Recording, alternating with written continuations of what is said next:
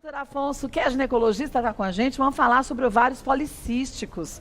Isso é tão importante, porque são tantas as mulheres que sofrem e não imaginam, né, doutor Afonso? É muito comum. O ovário policístico afeta por volta de 15 a 20% das mulheres. Olha, ontem estávamos aqui com a doutora Isabel Martinez, que falava sobre a acne na mulher adulta.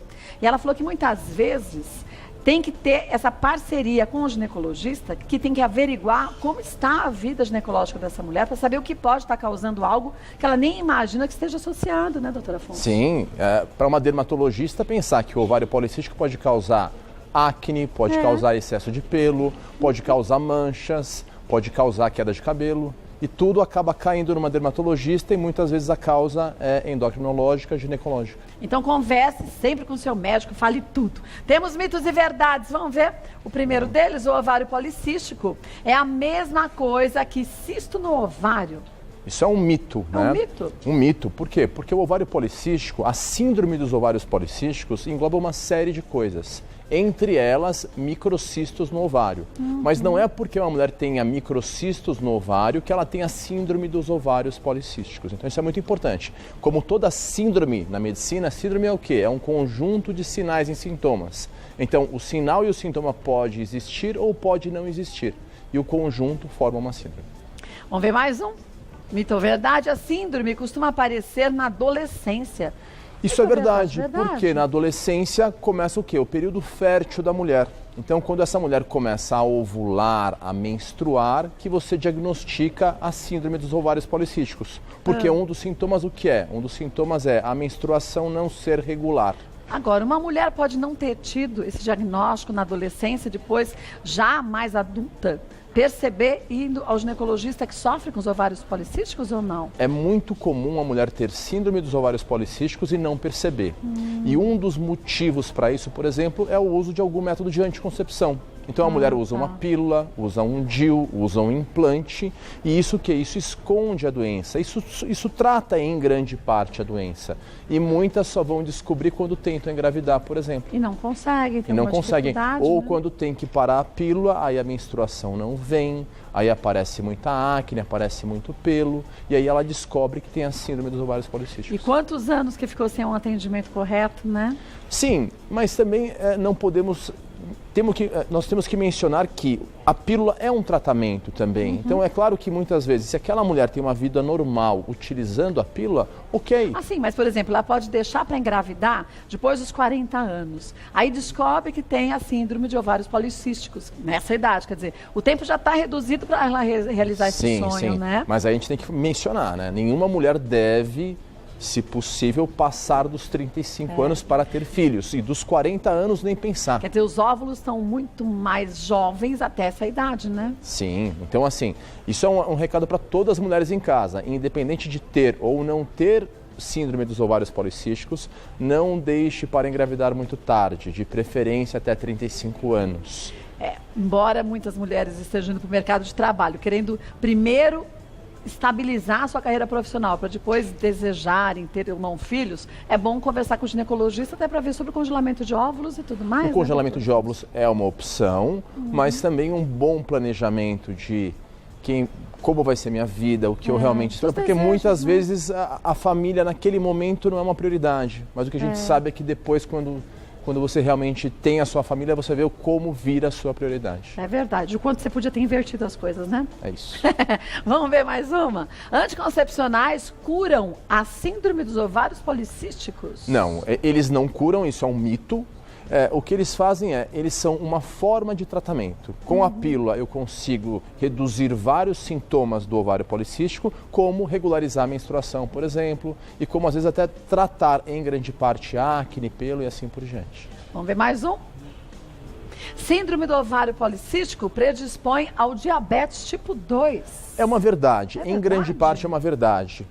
A base, a causa do ovário policístico, ela não é definida. Ninguém sabe exatamente. Por quê? O que se sabe é que há, em grande parte, uma influência de uma resistência à insulina, que é a mesma causa da diabetes tipo 2.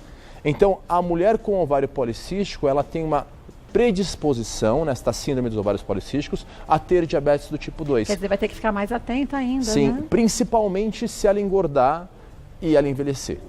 Tá? E a outra situação muito importante, onde toda mulher com síndrome dos ovários policísticos deve checar, é durante a gravidez, que é outro momento também crítico para desenvolver diabetes, que no caso seria diabetes gestacional, mas também a base é a mesma, que é a da diabetes do tipo 2. Volta e a gente tem muitas perguntas para responder. Agora vocês viram. Perguntas, a gente tem aqui uns desenhos para você entender o que é a síndrome dos ovários policísticos. Aqui do lado esquerdo é um ovário normal, comum, né? Sim, do lado de lá é um ovário normal e do lado de cá um ovário policístico.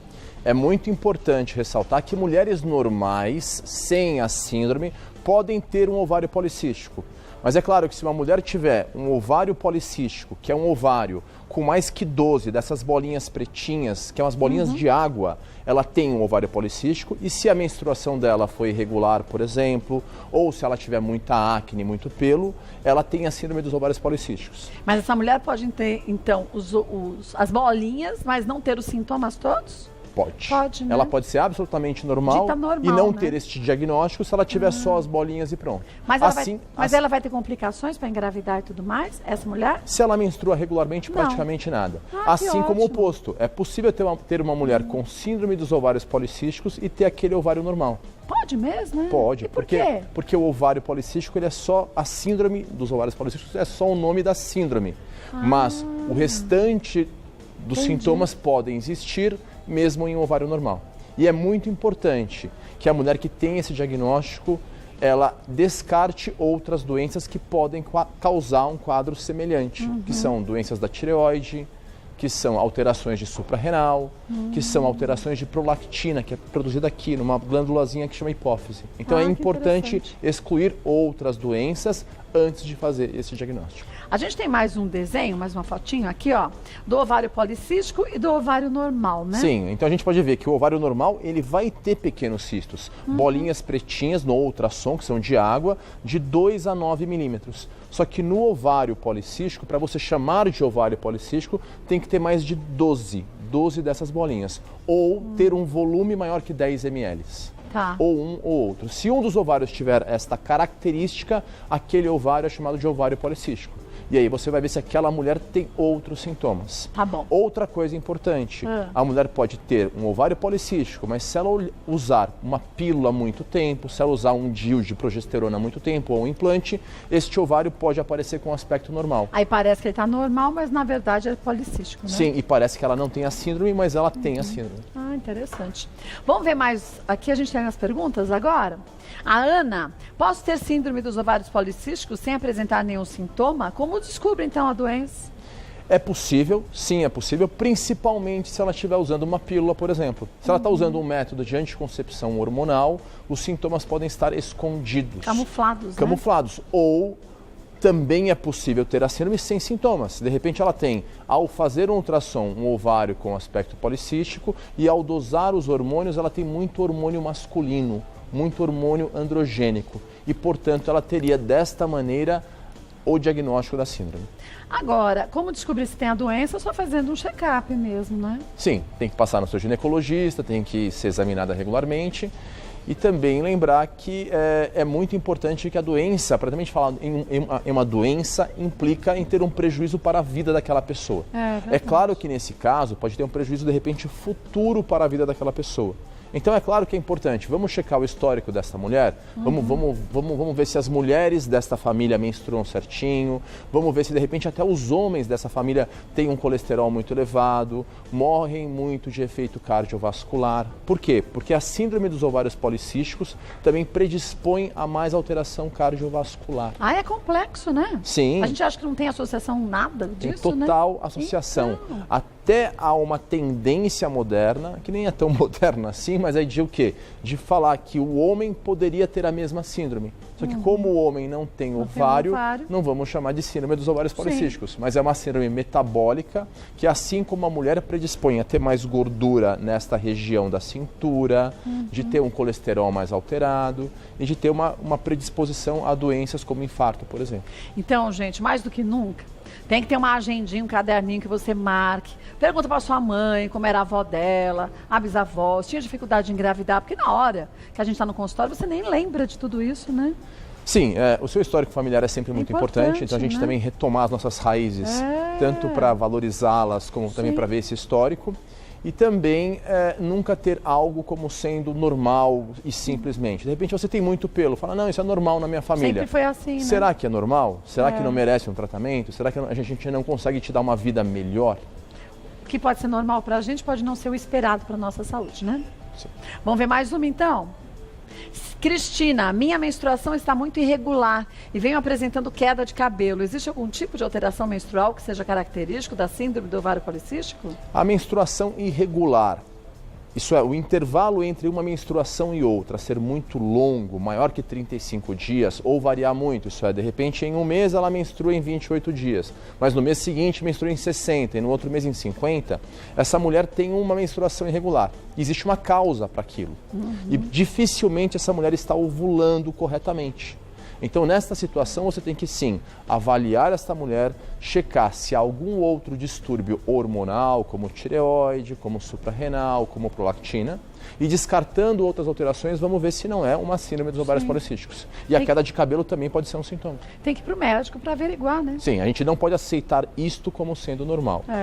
Ou então falar, a minha família também, as mulheres perdem muito cabelo. Perde por algum motivo. Sim, não e perder muito cabelo nunca é bom para uma mulher. Nunca é muito legal. Então converse com o seu médico. Vamos ver mais uma? Ingrid, é possível ter ovários policísticos e endometriose ao mesmo tempo? Sim, são doenças de origem e de causa isolada, né? Então é totalmente possível ter uma doença e ter outra doença.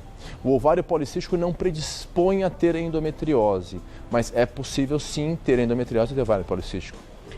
Tem que ter o diagnóstico certo, né? Sim, e não é porque tem ovário policístico que está protegido de outras doenças. Aumenta o risco de diabetes, aumenta o risco de alterações cardiovasculares, como infarto, mas não protege de endometriose. Vamos ver então, Ingrid, se é o seu caso, vá ao médico e faça o tratamento direitinho, viu?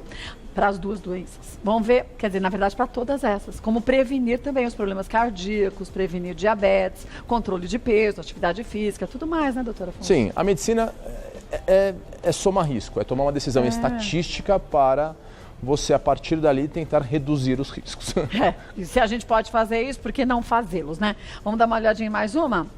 A Marta, quais exames são necessários para realizar para descobrir se temos a doença e qual o melhor tratamento? É claro que para pedirmos exames é necessário algum sintoma. Então, olha, aquela paciente do início, ela não sente nada, isso está tudo super bem, perfeito. Mas é claro que, por exemplo, antes de começar uma pílula, é legal ver se aquela menstruação daquela mulher está regular. Se a menstruação está irregular, antes de tomar a pílula, vamos ver o porquê dessa irregularidade, vamos entender qual é o problema para depois, a partir dali, buscar um tratamento. Porque a pílula é um tratamento possível para o ovário policístico. Isso é uma das opções para aquelas mulheres que não querem engravidar, é tomar uma pílula, por exemplo. Sim. Por outro lado, uma mulher que queira engravidar, nós podemos tanto usar remédios para diabetes, que em muitas situações ajudarão aquela mulher a ovular e a engravidar, como também checar, a mulher está com um peso muito alto, está obesa, perder peso ajuda esta mulher a ter um ovário funcionando melhor, a ovular e a engravidar. E em algumas situações, realmente, induzir a ovulação com comprimidos ou com injeção, e essa mulher ovulando, ela vai ter a gravidez. Por isso, gente, mais do que nunca, cada corpo é um corpo, o médico tem que decidir o que é melhor para a gente com individualidade, né? Depende do peso que a pessoa está, da idade que ela está, do problema que tem, se é só esse, se tem outro problema associado de saúde, né, doutor Afonso? A consulta médica é super importante e programas como o seu também ajudam. Sim, é claro que as dúvidas, né? Qualquer mulher pode ver essa informação, ou até os homens podem orientar as mulheres da sua vida a verem essas informações e falar, calma aí, ó, o que você tem pode não estar muito certo. Olha, como que você quer, de repente, como que a gente vai pensar em engravidar daqui 1, 2 anos se a tua menstruação não está correta? É verdade. Como vai pensar em engravidar se você está muito acima do peso? Então, essas informações são muito importantes, espaços como esse realmente são muito úteis para a população, para realmente buscar uma qualidade de vida melhor e evitar problemas no futuro. E o espaço é justamente para isso, para esclarecer dúvidas, porque a consulta você faz depois no consultório, né? Sim. Tem mais uma? Essa foi a última, né? Acho que essa foi a última da Marta. Olha, lembrar, gente, você de casa, do seguinte, a gente estava dizendo isso, que esse espaço aqui é de prestação de serviços e é extremamente importante para vocês, para a gente aqui, todo mundo aprende demais. E mais do que isso, a cada ano, a cada dia, a medicina vai se modificando, vai descobrindo outras formas de tratamento e outras doenças que muitas vezes, no passado, não se percebia que eram associadas ao que a gente vê hoje. Então, busque a orientação médica, mas volte ao consultório para dar continuidade ao seu tratamento. Essa história da gente ir no ginecologista uma vez por ano pode ser chato, mas é importante. Então, coloca na agenda e não pensa se quer ou não quer ir. Vai e pronto. Então é daí que a gente consegue resolver os problemas, minimizar o que não dá para ser curado, se é uma doença crônica, ter um controle certinho e ter qualidade de vida, né, doutor Afonso? Sim, a informação é a principal arma. Realmente é uma mulher que se informa e que realmente passe regularmente no seu médico, vai viver mais, vai viver melhor e vai antecipar problemas e tratá-los com muito mais facilidade. Muito melhor, mais qualidade de vida, né? Olha, eu vou passar para vocês os contatos do doutor Afonso Massager, que é ginecologista. É o site www.mãe, sem o tio, porque na internet não tem o tio, para o site, mãe.med.br.